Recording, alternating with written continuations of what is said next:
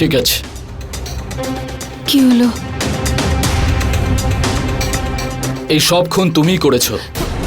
Sir না, আমায় বিশ্বাস করুন, আমি এরকম কাজ করিনি। সেই সিদ্ধান্ত তো আদালত নেবে। একে নিয়ে চলো। না মা, না না ইন্সপেক্টর, আমার মেয়ে এরকম করতে পারে না। সত্যি আমি করিনি কিছু। আপনি এরকম করে ওকে মিথ্যে অপবাদ দিতে পারেন না।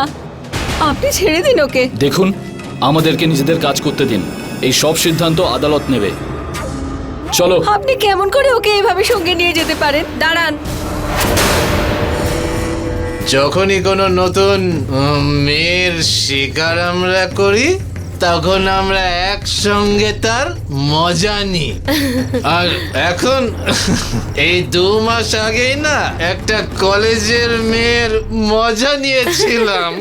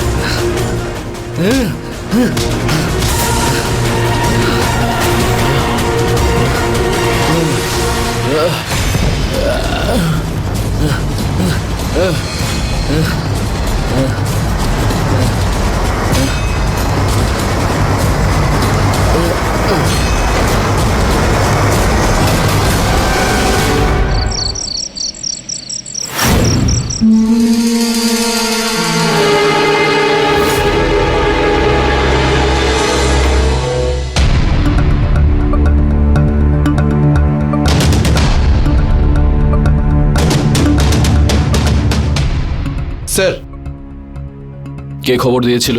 স্যার যে ফোন করেছিল সে নিজের নাম বলেনি আর ফোন কেটে দিল। কিন্তু স্যার আমি একে চিনি। এর নাম হলো ভোলু। মাত্র 2 মাস আগেই ও জামিনে ছাড়া পেয়েছিল। আর স্যার মারপিট, চুরিচামারি আর নেশার কারবারের জন্য অনেকবার একে জেলে ভরা হয়েছে। আর স্যার ওর না নেশার প্রতি আসক্তি ছিল। আর স্যার আমার তো মনে হয় নেশার ওভারডোজের জন্যই ওর প্রাণটা গেছে।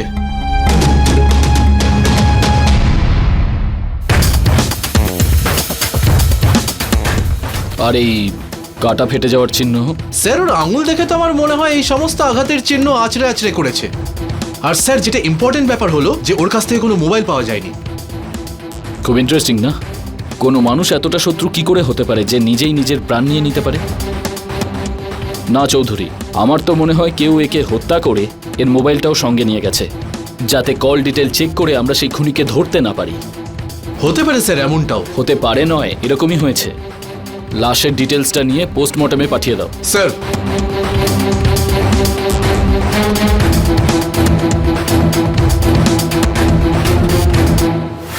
ভোলু সমাজের নিম্ন স্তরের একজন গরিব আর অনাথ মানুষ ছিল। পুলিশের রেকর্ড অনুযায়ী ছোটবেলা থেকেই অপরাধমূলক কাজকর্মের সঙ্গে জড়িত ভোলুর মৃত্যুতে কারোর কিছু যায় আসে না। কিন্তু পুলিশের এটা জানা খুব জরুরি ছিল যে ভোলুর মৃত্যু ঠিক কিভাবে ঘটল। ও কি সত্যি ড্রাগের ওভারডোজের শিকার হয়েছিল, নাকি ওর মৃত্যুর পেছনে অন্য কোনো কারণ ছিল? এটা কি শুধু একটা দুর্ঘটনা ছিল, নাকি ভেবেচিন্তে করা খুনের ষড়যন্ত্র? নমস্কার, আমি গিরিশ জৈন। ক্রাইম অ্যালার্টের আজকের এপিসোডের এই ঘটনা ভোপালের ভাইরোপুরের। ভোলুর মৃত্যুর খবর পেতেই পুলিশ তদন্ত শুরু করে দেয়। কিন্তু এই কেসটা এমনই জটিল ছিল যে পুলিশ নিজেই হতভম্ব হয়ে পড়ে। কি মনে হলো ডক্টর তিওয়ারি, ভোলুর মৃত্যুর কারণ কি? ইন্সপেক্টর স্যার, আপনি তো জানেন যে পোস্টমর্টমের রিপোর্ট আসতে একটু দেরি হয়, কিন্তু আমি আন্দাজ করে আপনাকে এটা বলতে পারি যে ভোলু ড্রাগের ইনজেকশন নেওয়ার আগে অনেক বেশি দেশি মদ খেয়েছিল। ড্রাগসের শেষগুলো পরীক্ষা করে জানা যায় ওর মধ্যে জম্বি নামের ড্রাগ রয়েছে, যেটা খুবই ভয়ানক। মনে হয় সেই কারণেই ও মারা গেছে। আরে আপনারা বুঝতে কেন চাইছেন না? আমার দিদি না কথা বলতে পারে আর না চলাফেরা করতে পারে।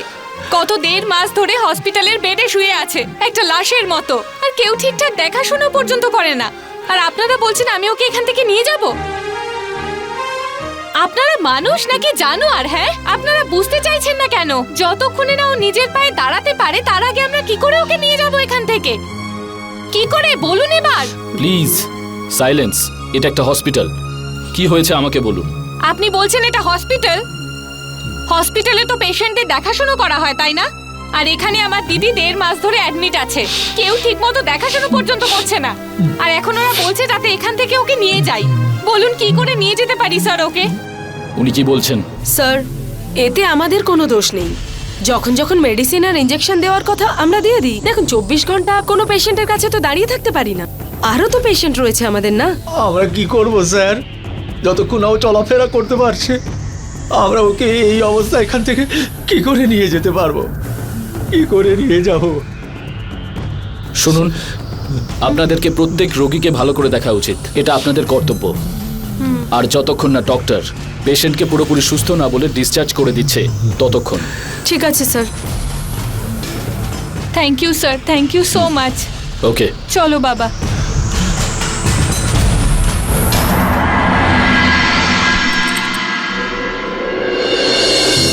গুঞ্জনের হাঁটতে না পারার কারণ ওর শারীরিক দুর্বলতা নয়, বরং ওর মানসিক দুর্বলতা।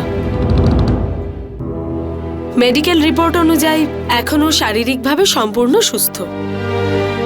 ডক্টর, তার মানে আমরা গুঞ্জনকে এখন বাড়ি নিয়ে যেতে পারি তো? আগে হ্যাঁ, আর যদি আপনারা চান যে ও আগের মতোই হাসুক, কথা বলুক, চলাফেরা করুক, তাহলে আপনারা ওকে কোনো সাইকিয়াট্রিস্ট, মানে আমি বলছি যে কোনো মনোরোগ বিশেষজ্ঞকে দেখান।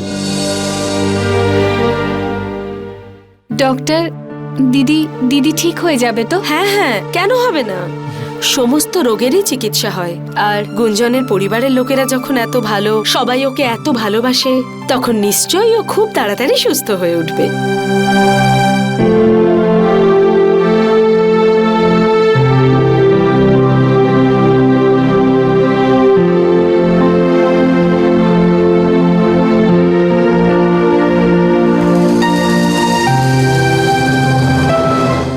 এত সুখের সংসার ছিল, সেই জন্যই নজর লেগে গেল।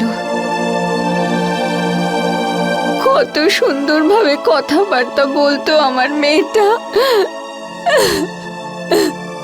মা, মা বাঁচাও আমায় দিদির থেকে। আরে কি হয়েছে?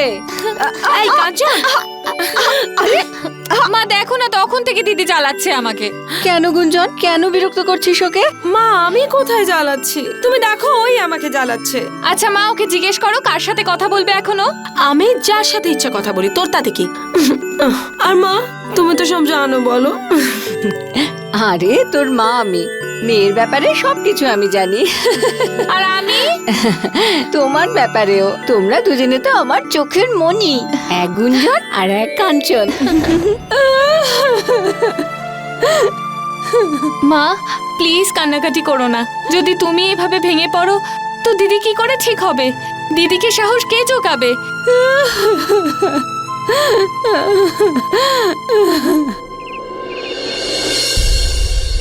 কি নাম তোর? স্যার সুরেশ। কি করিস তুই? স্যার দিনমজুরির কাজ করি। মিথ্যে কথা কেন বলেছিস তুই? বল।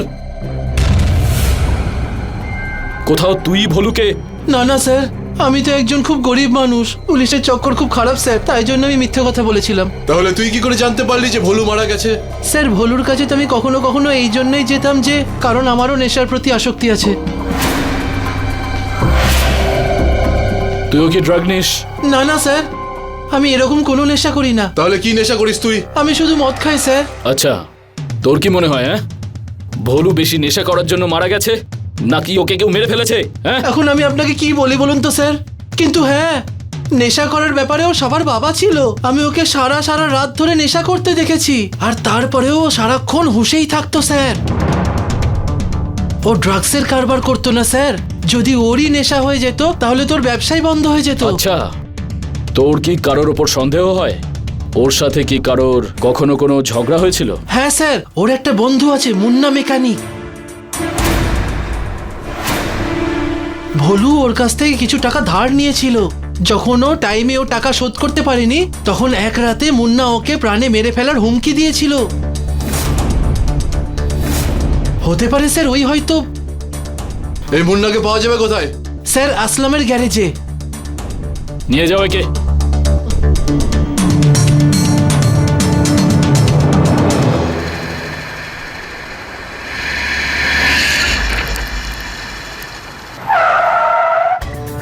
আরে খান্না স্যার, আরে কি কথা বলছেন আপনি? আজ পর্যন্ত কি এরকম হয়েছে যে আপনাকে ডেট দিয়েছে আর টাইমে গাড়ি ডেলিভার হয়নি? আপনি চিন্তা করবেন না, গাড়ি ঠিক সময়ে এই পৌঁছে শোনো। যাবে।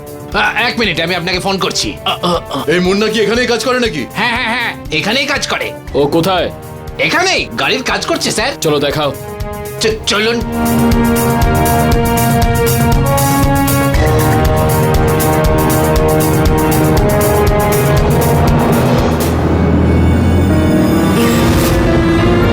স্যার, এখানে আসুন।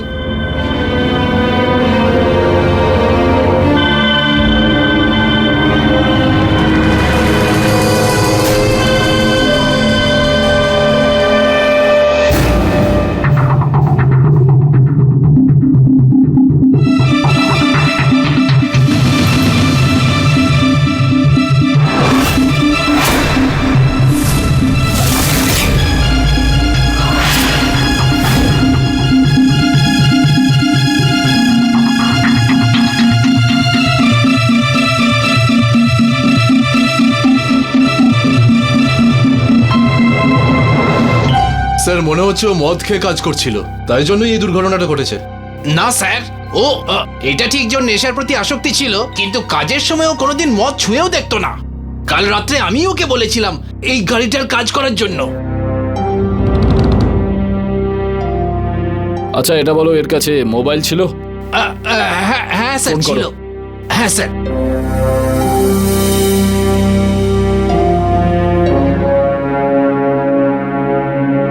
ফোন সুইচ অফ বলছে স্যার। ঠিক আছে, তুমি যাও। সঞ্জয়, লাশটাকে পোস্টমর্টমে পাঠিয়ে দাও, ঠিক আছে? চৌধুরী, স্যার, ব্যাপারটা খুবই গন্ডগোলের ঠেকছে।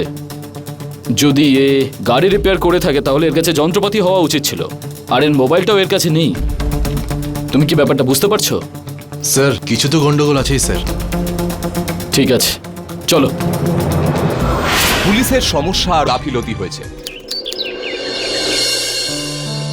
মা, কারা দেখা করতে এসেছে দেখো। কেমন আছে গুঞ্জন? বেচারি দেখো ছাদের দিকে দেখছে। আরে বেচারি খুব বড় একটা শোক পেয়েছে। আরে এই অবস্থা তো বাবা মার ভুলের জন্য হয়েছে। মেয়েদের বেশি স্বাধীনতা দেবার ফল এই হয়। আন্টি কি উল্টোপাল্টা বলছেন আপনারা? হ্যাঁ, আপনারা দিদিকে দেখতে এসেছেন নাকি উল্টোপাল্টা কথা বলতে এসেছেন? আরে কাঞ্চন, যেটা সত্যি সেটাই বলছি, রেগে যাচ্ছিস কেন? রেগে যাব না তো কি খুশির চোটে নাচবো? দিদি এখানে অসুস্থ হয়ে বিছানায় শুয়ে আছে আর ওরই সামনে আপনি উল্টোপাল্টা কথা বলছেন। একটা কাজ করুন, আপনারা এখান থেকে এখনই চলে যান। যান এখান থেকে।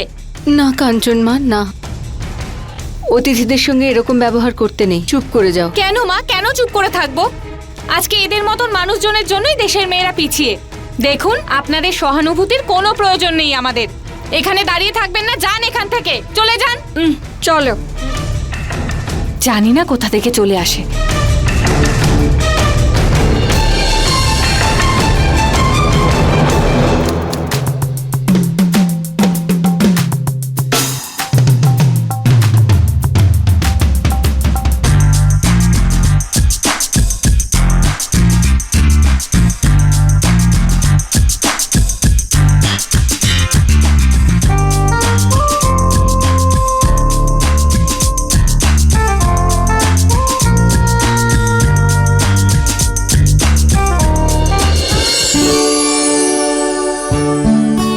কি ব্যাপার বলতো দিদি, আজকে খুব খুশিতে আছিস কেন? আমার খুশিতে কি তুই খুশি নোস? তোর কি দুঃখ হচ্ছে? আচ্ছা, তার মানে রাকেশ আর ওর বাবা মা যে আমাকে দেখতে আসছে সেটা তোর ভালো লাগছে না? না দিদি, তার জন্য নয়। তুই পুলিশ অফিসার হতে চেয়েছিলিস, আর তোর সেই স্বপ্ন পূরণ হওয়ার আগেই রাকেশ জিজু বিয়ে করে তোকে এখান থেকে নিয়ে চলে যাবে। কিন্তু তুই কি জানিস, রাকেশ আমাকে কথা দিয়েছে যে যতদিন না আমি পুলিশ অফিসার হচ্ছি ততদিনও বিয়ের জন্য অপেক্ষা করবে। সত্যি? হ্যাঁ, দিদি তুই তো খুব লাকি, তোকে কত ভালোবাসে রে। সে তো বাসেই। জানিস কাঞ্চন, রাকেশ আমার জন্য সব কিছু করতে পারে, সারা পৃথিবীর সাথে লড়তে পারে।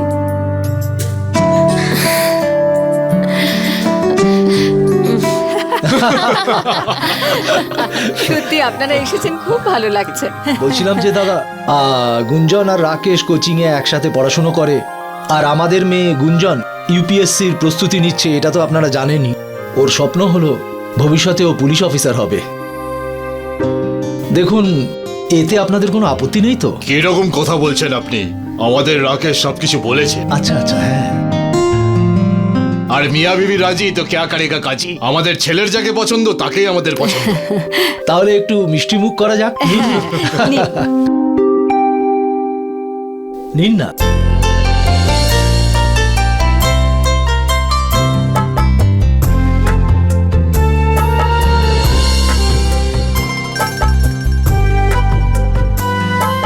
আরে গুঞ্জন, আয় মা আয়। লাখের আয় মা, মধ্যে আয়। এক হয়েছে আমাদের বৌমা, তাই না? হ্যাঁ।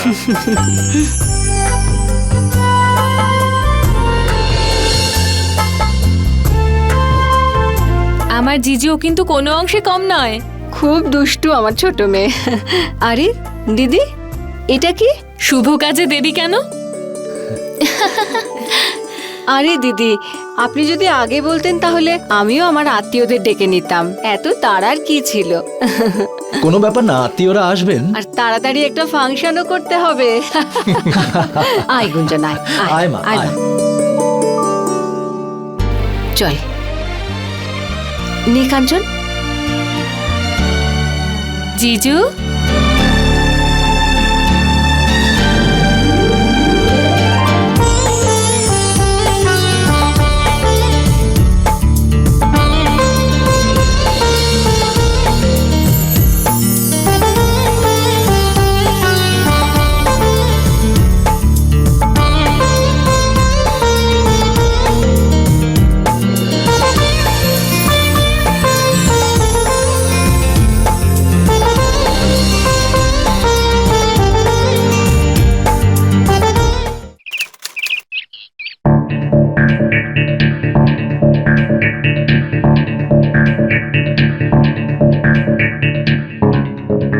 চৌধুরী, স্যার।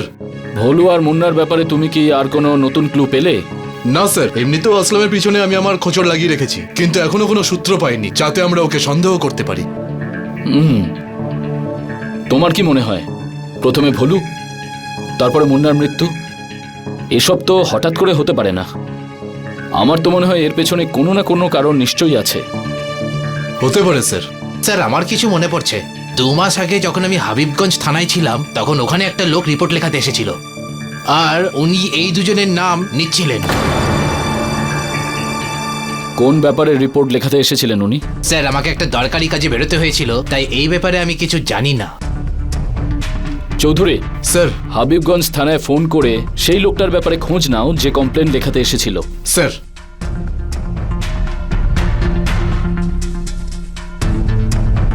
হতে পারে আমরা ওখানে ওই দুজনের মৃত্যুর ব্যাপারে কোনো ক্লু পেয়ে গেলাম।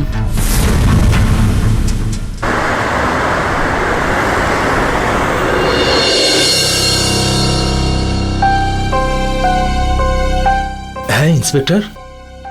আচ্ছা, তাহলে আপনি প্রজাপতি, আপনার সাথে হসপিটালে দেখা হয়েছিল, মনে পড়ছে? আগে হ্যাঁ, বলুন কি বলতে চান?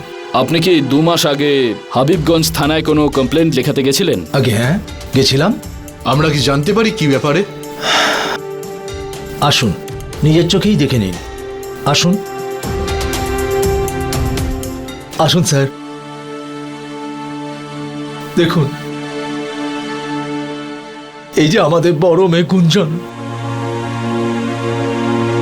যার সম্পর্কে ওই দিন কাঞ্চন হসপিটালে কথা বলছিল, ওরই রিপোর্ট লেখাতে গিয়েছিলাম ওখানে।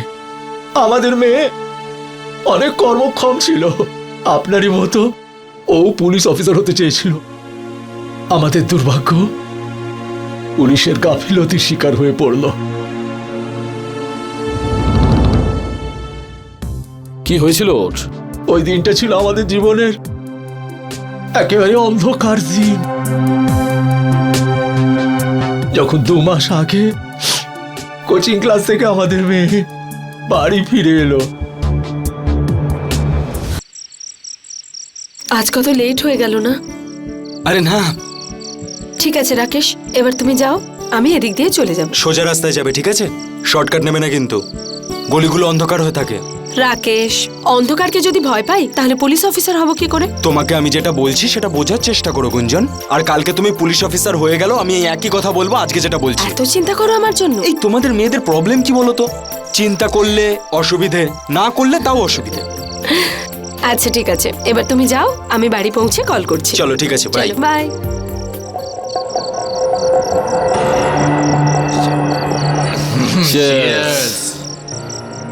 ভাই সত্যি বলবো, 6 মাস আমি জেল খেটে এলাম। মেয়েদের ছোঁয়া পাওয়ার জন্য আমার মনটা ব্যাকুল হয়ে রয়েছে। স্যার ভাই, আমার তো হয়ে গেছে, এবার আমি তো বাড়ির দিকে এগোই, বুঝলি? আরে কিরকম পুরুষ মানুষ তুই, সামান্য একটু মদ হজম করতে পারিস না? আরে আমাকে দেখ, পুরো বোতলটা শেষ করে দেওয়ার পরও এখনো কিচ্ছু হয়নি। যা যা, যেতে হলে এখনই চলে যা, আমাদের পুরো মুডটাই খারাপ করে দিল। চলে আসে সব ফ্রিতে মদ খেতে, 2 পেগ খেতে না খেতেই ফুল টাইট হয়ে যায়।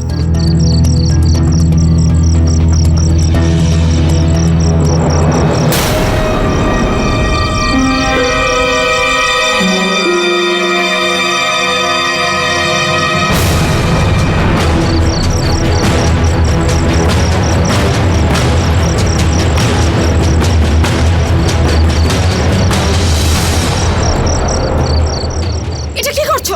ছাড়ো, ছাড়ো, ছাড়ো, ছাড়ো, ছাড়ো। চল নিয়ে চল এদিকে, চল নিচে ছাড়ো, ছাড়ো। বস চুপ করে।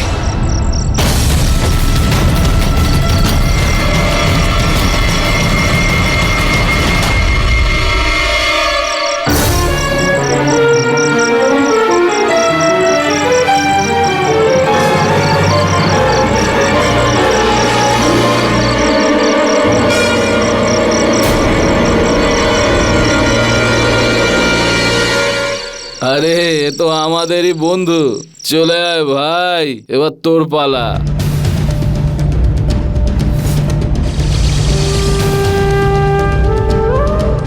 দে মা। চা। দিদি, গুঞ্জন মা। দিদি, আরে দিদি কি হয়েছে তোর? তোর এ কি হলো মা? সাবধানে। ওঠ, ওঠ, সামনে চল, চল চল, আস্তে। সামনে সামনে, দিদি বসে এখানে। কি হলো? সামনে। তোর কি হলো মা? বল বল, কি বলতে চাইছিস মা? বল গুঞ্জন, বল মা, কি বল। হয়েছে কি আমার মেয়েটা? তোর কি হলো? কি হয়েছে তোর? কি হলো? কি হয়েছে? গুঞ্জন কি হয়েছে বল? আরে, কি হলো? মা গুঞ্জন, আমরা পুলিশ স্টেশনে যাব, কমপ্লেন লেখাবো। চল চল, যাবো। তুমি এখানেই থাকো, আমরা এক্ষুনি আসছি। হ্যাঁ চল চল মা, আমার আয়, মেয়েটা। আয় না। ম্যাডাম ম্যাডাম ম্যাডাম, আমরা একটা কমপ্লেন লেখাতে চাই। হ্যাঁ বলুন। কিছু গুন্ডারা আমার মেয়ের সম্মান নিয়ে খেলা করেছে।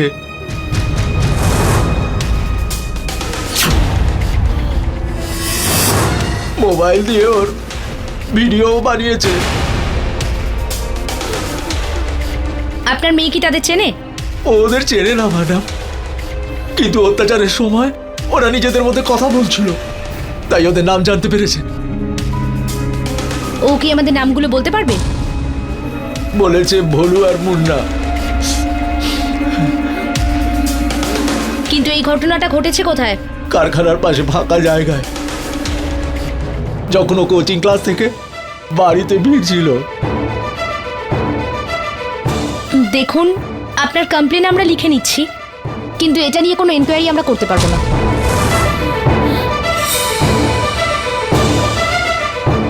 ম্যাডাম আপনি এই কথা কি করে বলতে পারেন? নিজে একজন লেডি হয়ে এই কথা কি করে বলছেন আপনি? আপনার তোর কষ্টটা বোঝা উচিত তাই না? এত বড় দুর্ঘটনা হয়ে গেল। দেখুন ব্যাপারটা বুঝতে পারছি, কিন্তু এই যে ঘটনাটা ঘটেছে সেটা আমাদের এরিয়া নয়, তাই আমরা কোনো স্টেপ নিতে পারবো না।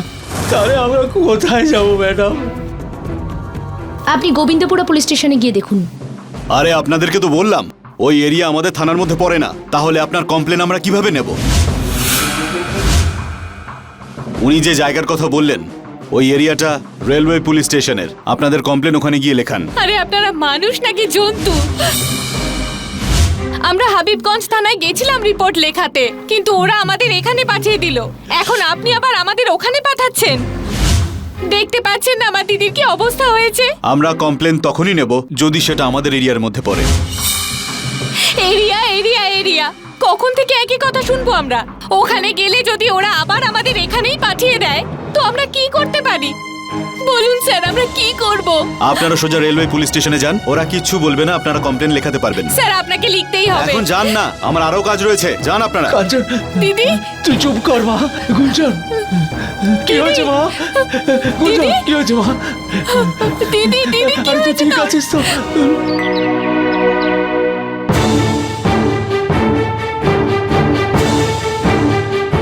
আরে বাবা রাকেশ, এসো এসো বসো। কি বসবো আঙ্কেল? এইটুকু ব্যাপার নিয়ে চারদিকে হইচই ফেলে দিয়েছেন। কি বলছো তুমি? যেটা হয়েছে সেই সব আমি জানি, কিন্তু এই ব্যাপারটা নিয়ে সবাইকে বলার কি প্রয়োজন ছিল? ঠিক আছে আমি কিচ্ছু বলবো না, যা হয়েছে আমি অ্যাকসেপ্ট করে নেব, কিন্তু আঙ্কেল আমার ফ্যামিলি আছে, আত্মীয় স্বজন আছে, তারা এই বদনাম নিয়ে কি করে সারা জীবন বেঁচে থাকবে? জিজু, তুমি দিদিকে নিজের ফ্যামিলি বা আত্মীয় স্বজনের কথায় পছন্দ করনি, কিন্তু আর দিদির এখন তোমার সাপোর্টেরই বেশি প্রয়োজন, আর তুমি এসব উল্টোপাল্টা কথা বলছো। দেখো কাঞ্চন, আমি বাধ্য, আর আমি চাইলেও গুঞ্জনের সঙ্গ দিতে পারবো না। So I am sorry. বাবা রাকেশ, আমার কথা তো জিজু। শোনো বাবা। রাকেশ,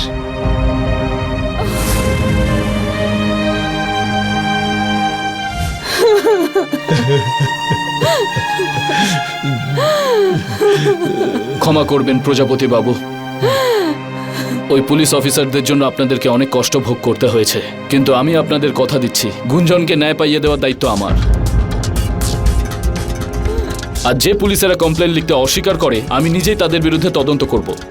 কিন্তু প্রজাপতি বাবু, ভোলু আর মুন্না ছাড়াও আরও একজন লোক ছিল, সে কিরকম দেখতে তার ডিটেল আপনি কিছু বলতে পারবেন? স্যার ওই ছেলেটার সম্পর্কে তো ভলু আর মুন্নাই বলতে পারবে, যদি আপনি ওদের কাছে পৌঁছতে পারেন তবে। আমরা ওই দুজনকে খুঁজে তো পেয়েছিলাম, কিন্তু দুজনেই মারা গেছে, আর সে বিষয়ে আমরা তদন্ত করছি।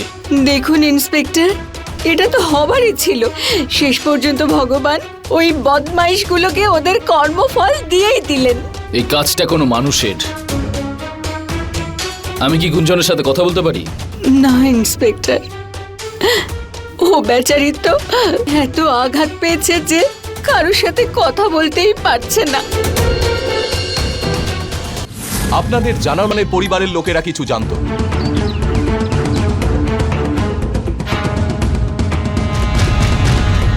চৌধুরী স্যার, গুঞ্জনের রেপ আর ভোলু আর মুন্নার মার্ডার, আমার মনে হচ্ছে এসবের কানেকশন গুঞ্জনের রেপের সাথে নেই তো? হতে পারে স্যার। কে ওদেরকে মারতে পারে? আর প্রজাপতি বাবু বলছিলেন অপরাধীরা ঘটনাটার ভিডিও বানিয়েছিল, তাহলে ওই ভিডিওটা কোথাও না কোথাও তো থাকবে। স্যার যতদূর আমি জানি ও অনাথ ছিল। স্যার, স্যার মুন্নার ভাই শাহাপুরায় থাকে, আমার মনে হয় একবার আমাদের যাওয়া উচিত। কারেক্ট চৌধুরী, আমাদের ওর বাড়ি যাওয়া উচিত। স্যার চলো।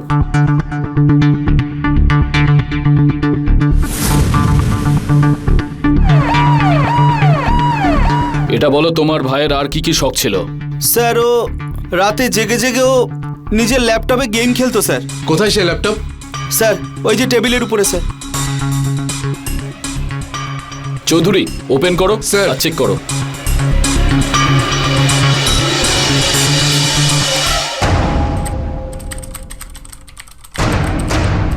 স্যার এই সেই রেপের ভিডিও। ওপেন করো।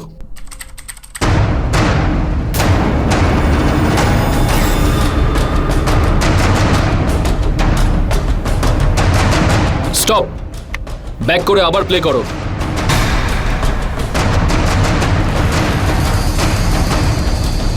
দাঁড়াও। স্যার এই হলো সেই আসলাম। চৌধুরী, আমার তো সন্দেহ হচ্ছে কোথাও ভোলু আর মুন্না এই ভিডিও দিয়ে আসলামকে ব্ল্যাকমেল করছিল, আর এই জন্যই ও ওদের দুজনকে রাস্তা থেকে সরিয়ে দিয়েছে। হতে পারে স্যার। হতে পারে নয় চৌধুরী, এটাই সত্যি। আর আমাদের খুব তাড়াতাড়ি আসলামকে গ্রেপ্তার করতে হবে। স্যার সঞ্জয়, এই ল্যাপটপটা আমাদের কাস্টাডিতে নিয়ে নাও।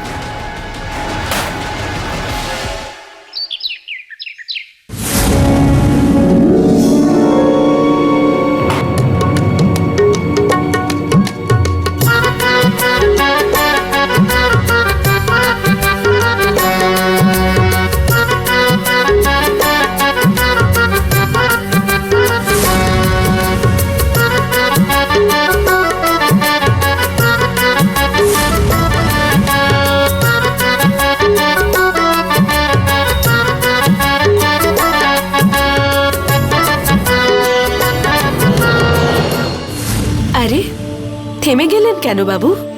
খান না, আমার বাবাও তো এসব খান বাড়িতেই।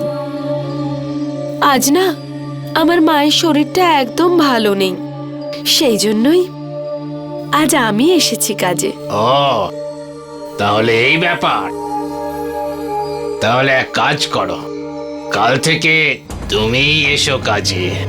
তোমার মাকে মানা করে দিও। কিন্তু বাবু, আমি এলে কিন্তু একটু বেশি লাগবে। হ্যাঁ, আরে একটু বেশি কেন, তোমার জন্য তো আমি সিন্ধুকের দরজা খুলে দেবো। এক কাজ করো, এই নাও কিছু অ্যাডভান্স রাখো।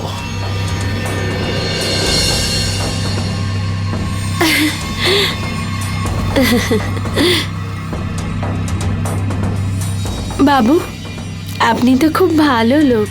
ভালো তো তুমিও বেশ। আচ্ছা বাবু, বলুন না আমাকে কি কাজ করতে হবে? কাজ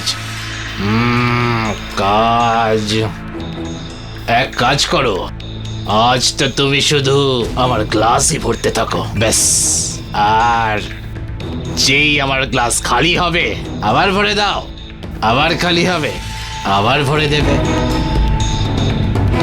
একটা কথা বলো তো, তুমি এই ঘোমটাটা কেন সরাচ্ছ না?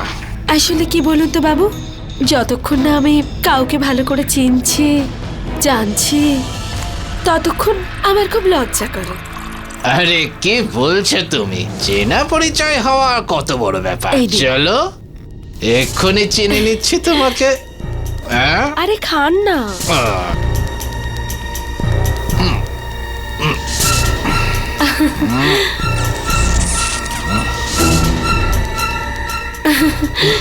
গ্লাসে ঢেলে দিই। আরো ভরে দাও।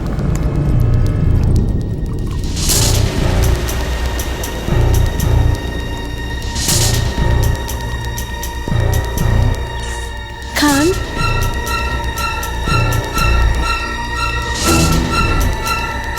আবার ঢালি। উঠিয়ে তুলে নিয়ে যাব তোমাকে। সুন্দরীর ঘুমটা তো তুলে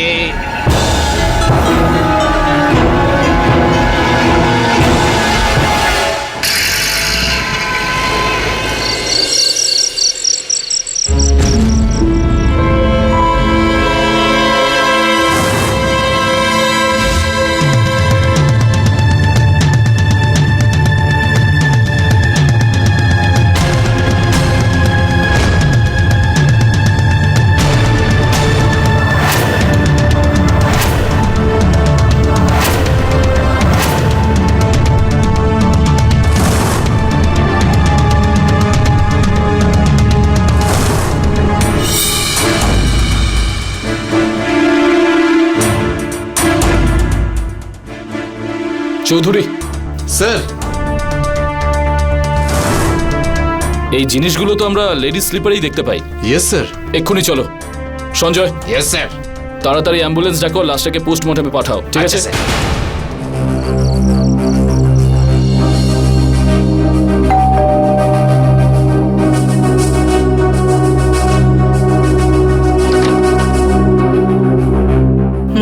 কাঞ্চন এসে গেল। বলুন স্যার, কি হয়েছে?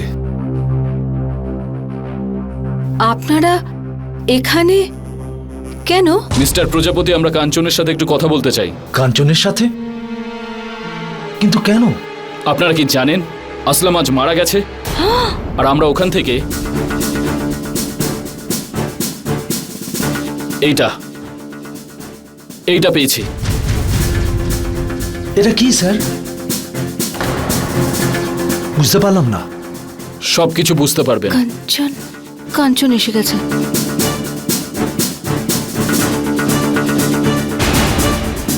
কিছু বুঝতে পারছো?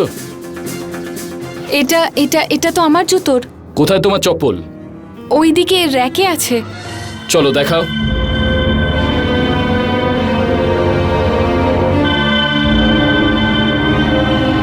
স্যার, এটাই আমার স্যান্ডেল, আর এর পাটটা আপনার কাছে আছে।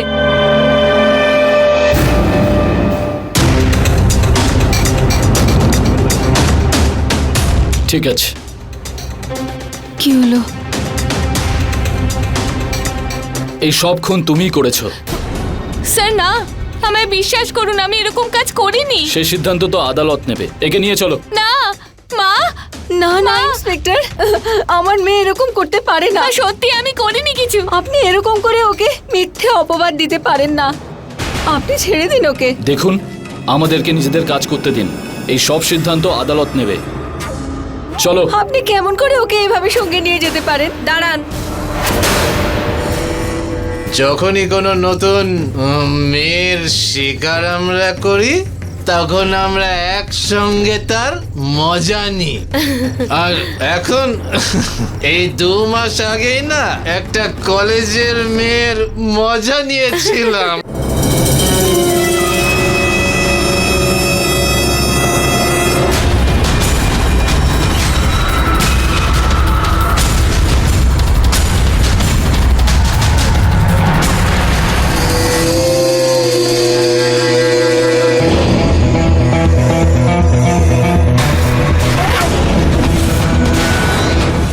গুঞ্জন, গুঞ্জন,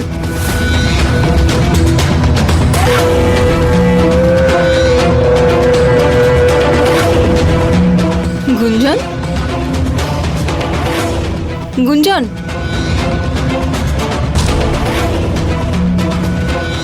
ইন্সপেক্টর স্যার, এই সমস্ত খুন কাঞ্চন নয়, আমি করেছি।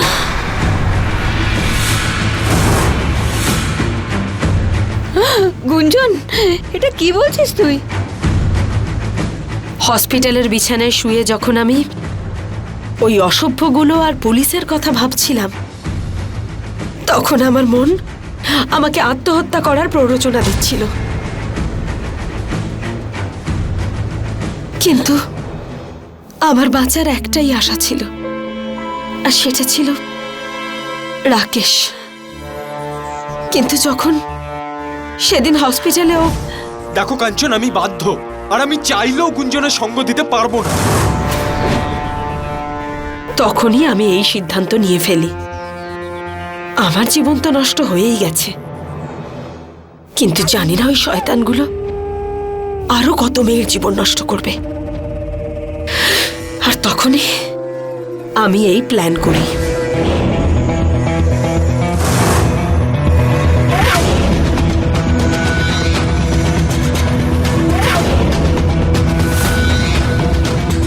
আমি ইচ্ছে করে ডক্টর আর আমার পরিবারের মানুষদের কাছে কথা বলতে না পারার আর চলাফেরা করতে না পারার নাটক করি, যাতে আমি আমার প্রতিশোধ নিতে পারি।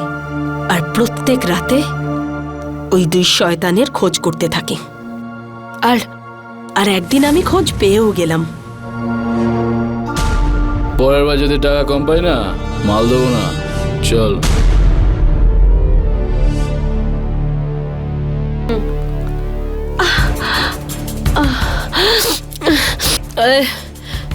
আমাকে একটু মাল দে তো ভাই, খুব কষ্ট হচ্ছে আমার। তোকে কে বলেছে কেন মাল পাওয়া যায়?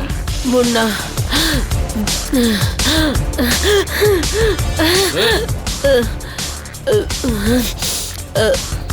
টাকা এনেছিস? আমার কাছে টাকা একটু কম আছে। তুই তো নিজেই একটা মাল। হ্যাঁ আয়, আয়, আয়, আয়, বস বস বস নে। হ্যাঁ আমাকে একটু এইটা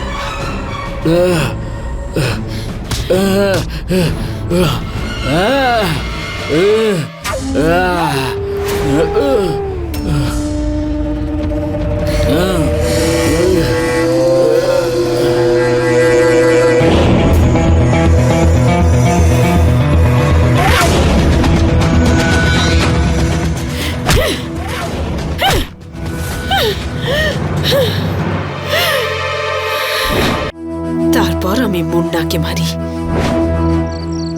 শোনো, আমার না গাড়িটা খারাপ হয়ে গেছে, ওই যে ওইখানে। প্লিজ আমায় হেল্প করো। দেখো ম্যাডাম, এখন আমার খাবার সময়। আরে কিন্তু আমি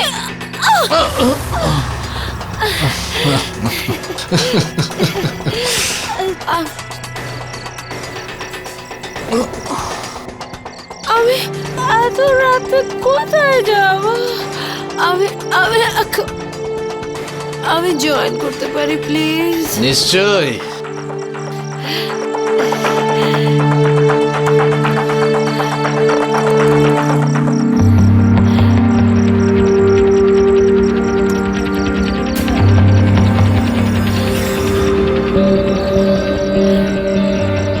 Cheers. Cheers.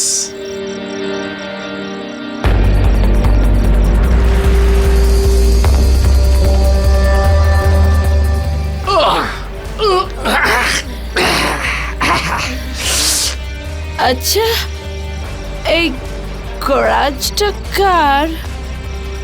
এই গ্যারেজটা আমারই ভেবে নাও। তোমারই ভেবে নেবো মানে? তুমি হ্যাঁ? কি এটার মালিক নও? আমি এটার মালিক নই, আমি এর মালিকের মালিক। মালিকের মালিক? তার মানেটা কি হলো? যখনই কোনো নতুন মেয়ের শিকার আমরা করি, তখন আমরা একসঙ্গে তার মজা নিই। আর এখন এই 2 মাস আগেই না একটা কলেজের মেয়ের মজা নিয়েছিলাম। আচ্ছা, তোমার মালিকের নাম কি? আসলাম। আহ? আমরা ওকে ভালোবেসে ভাই বলে ডাকি। মানে হলো তোমরা খুব ভালো বন্ধু। আর এই লাস্ট ড্রিঙ্কটা তোমার জন্য। হ্যাঁ হ্যাঁ বানাও, কারণ তোমার হাতে বানানো মদ খাওয়ার মজাটাই আলাদা। না খাও।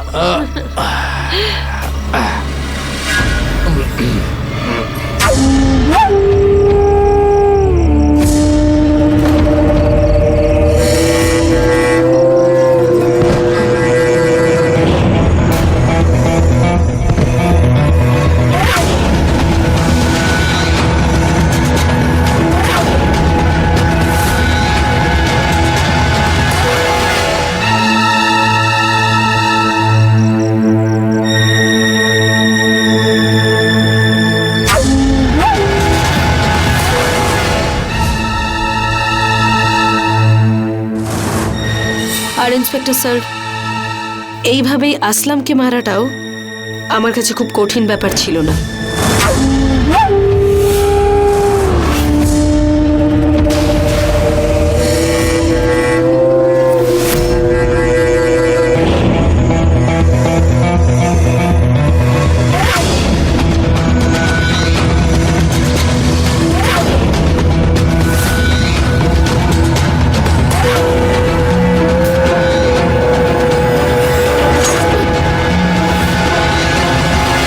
পুলিশ গুঞ্জনের রিপোর্ট না নেওয়া পুলিশ কর্মীদের বিরুদ্ধে অ্যাকশন নিয়েছিল, তাহলে হয়তো ও এই পদক্ষেপ নিত না। গুঞ্জন আইনের চোখে অপরাধী ছিল, কিন্তু নিজের পরিবারের লোকেদের চোখে ও একজন নির্দোষ অপরাধী ছিল। এর সঙ্গেই আমি গিরিশ জৈন ক্রাইম অ্যালার্টের এই এপিসোডে আপনাদের থেকে বিদায় নিচ্ছি। আবার দেখা হবে একটা সত্যি ঘটনা নিয়ে। ততক্ষণ বি অ্যালার্ট, বি সেফ।